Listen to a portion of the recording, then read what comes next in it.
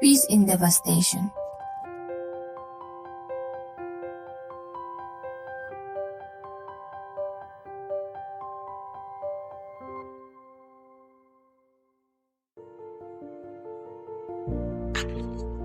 How far is it possible to express loyalty to God? It's one thing to personally suffer for the faith, but if they touch your family, you'd still hold your ground.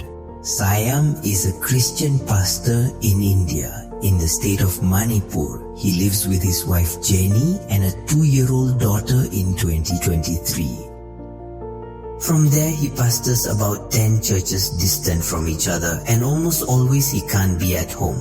That May 3rd, 2023 was devastating. 5 of its churches were burned and the others looted and severely destroyed.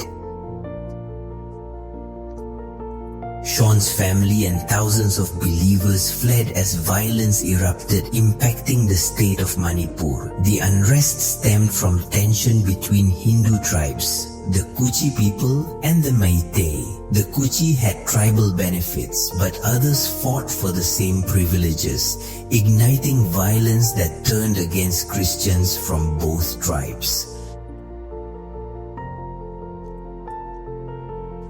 But the others hadn't, and they were fighting to have it. The Chukis protested, and the wave of violence within violence awakened. Christians from both tribes were victims of a war to the death between tribes, which spread to other towns. It was sought to destroy Christian church headquarters, Christian homes, and for traitors to the Hindu faith to renounce Jesus.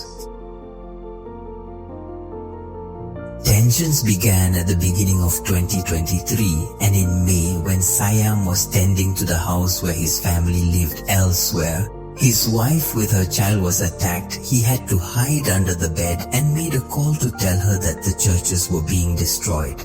She immediately turned off her cell phone for fear of being overheard, and Siam was paralyzed by the news. The vandalism prevented travel and Sian could not see her family. And this is where we think, how long can you be away from your family knowing that they're not having a good time? If the God you serve so much has not prevented these problems from affecting your home, how determined are you to continue? A month and a half passed, and during this time, Jenny with her child took refuge in a camp with the rest of the people.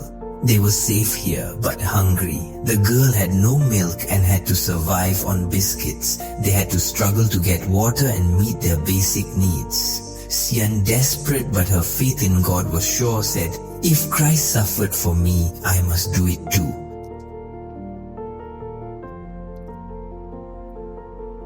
Sometime later, the village where Sihan was attacked, and Sihan had to flee along with other brothers. They went to the mountains, and there they saw fire. Their churches were heartbreaking. They couldn't do anything but pray.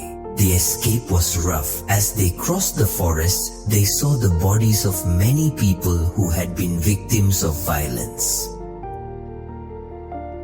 They finally reached a safe place. The family was left with nothing: clothes, house, food. However, his heart burns with hope that his persecutors know Jesus lives off the help that some organizations give them. But his faith is always placed in God, even if he loses everything, Sihan said, like Jovo. "And I know that my Redeemer lives and will raise me up from the dust." "It's better to run from home than to run from God," he said again. And so, no loss can compare with the loss of eternal life and the blessings of the heavenly homeland. You who have not yet been persecuted for your faith, how firmly you would stand when affliction touches your house, your children, and everything you have.